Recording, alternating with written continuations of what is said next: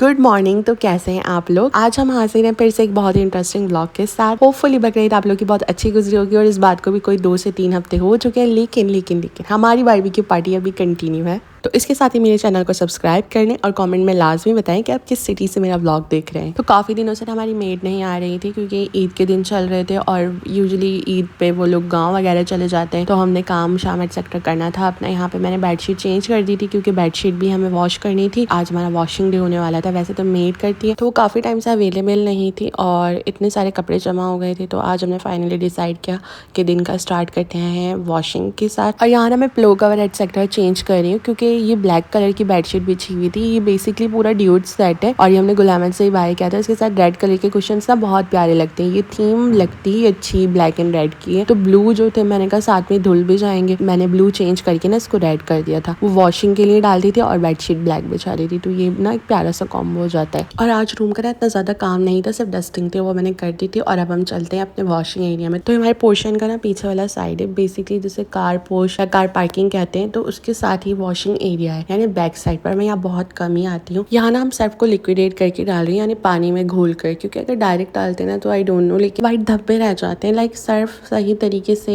Washed out नहीं होता, कुछ इस तरीके का सीन है। इसमें ना डिटर्जेंट वाला कंपार्टमेंट दिया हुआ है। अब इतनी डिटेल में कौन ही जाएगा, तो हमने हाथ से मिक्स करके डाल दिया था। और हमारे पास ना कैनवुड की मशीन है, फुली ऑटोमेटिक है। इसमें कोई इतना ज्यादा काम तो होता नहीं, सिर्फ आपने कपड़े डालने, बाकी स्पिनिंग वॉशिंग एक्सेट्रा सब खुद करती है और आपको ड्राई आउट करके दे दी थी। आपने सिर्फ इसको रस्सी पे फैलाने होते हैं। तो मेड भी यही काम करती है। हमने कहा चलो आज हम खुद ही कर लेते हैं क्योंकि दोनों अवेलेबल नहीं होते, तो इसलिए पीछे से वो काम करके चली जाती है। यहाँ नहीं मैक्सिमम 45 मिनट्स लेती है एक राउंड कंप्लीट करने के लिए, और हम 3 सेट्स बना देते हैं। मेरे कपड़े हो गए थे, दूसरे में मेरे हस्बैंड के हो गए थे, और थर्ड राउंड में हमने बेडशीट्स, पिलो कवर एक्सेट्रा ये सारे स्टफ डाल दिए थे। अभी इसको तो टाइम लगने वाला है 2-2.5 घंटे, जब तक ये सारे कपड़े होते हैं। हम चलते हैं रूम में। ये कुछ स्टफ मेरा बिखरा हुआ था, मैंने कहा साथ ही साथ ना सब समेटती जाऊँ क्योंकि मैं अपनी कजन के घर गई थी। अगर आपने मेरा पिछला व्लॉग देखा हो, उसके घर पे दावत थी, तो ये सारा सामान मैं फैला के गई थी। मैंने कहा था यार नेक्स्ट डे आके सफाई करूंगी। तो हम सैटरडे को गए थे और संडे वाले दिन की ये सारी रिकॉर्डिंग मैंने की थी। तो कब से मैंने सोचा हुआ कि ज्वेलरी ऑर्गेनाइजर्स लूंगी क्योंकि उनसे ना काफी हद तक सामान समझ जाता है। तो प्लीज आप लोग मुझे अच्छा सा कोई ज्वेलरी ऑर्गेनाइजर जो है वो रिकमेंड करें कि मैं कहाँ से बाय करूँ। मैंने दराज का सोचा हुआ है। यहाँ ना हमने सुबह ही बारबेक्यू के लिए गोश्त निकाल दिया था और हमारा प्लान बहुत सिंपल था। हमने सिर्फ बोटियां बनानी थी और उसके बाद हमने उसका रोल बना लिया था, लाइक बिहारी रोल बना लिया या मलाई बोटी रोल। हमने ये 2 ही ऑप्शन सोचे। हमने बहुत बिखरावा नहीं बनाना था क्योंकि हमारा नेक्स्ट डे ऑफिस था, तो जितना ज्यादा हम करते उसके बाद हमें उसको समेटना भी पड़ता। तो हमारे पास यहाँ 2 ऑप्शंस है। नंबर 1 इज दिस टिक्का सीख कबाब और सेकंड ये सिंपल वाला टिक्का है। तो मैं हमेशा ना ये सिंपल टिक्का प्रेफर करती हूँ। मुझे लगता है ऐसा कि इसमें सारे स्पाइसेस ना हमारे अकॉर्डिंगली है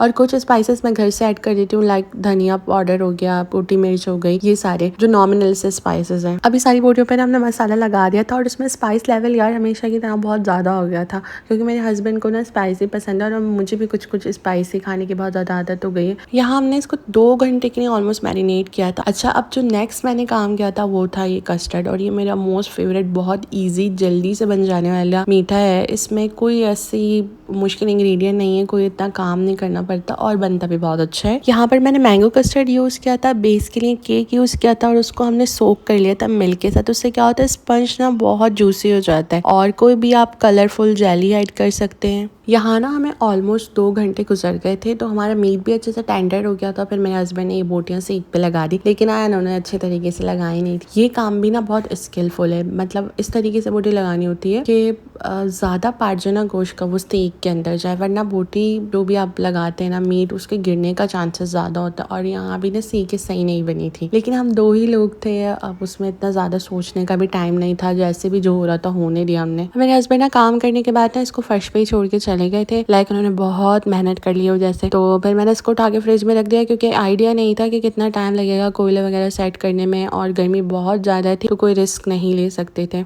जेली भी मैंने ना कट आउट करके फ्रिज में वापस रख दी थी ताकि थोड़े से चिल हो जाए, क्योंकि गर्मी इतनी ज़्यादा थी। अगर ये बाहर रखी रहती तो जेली के बजाय ये जूस बन गया होता।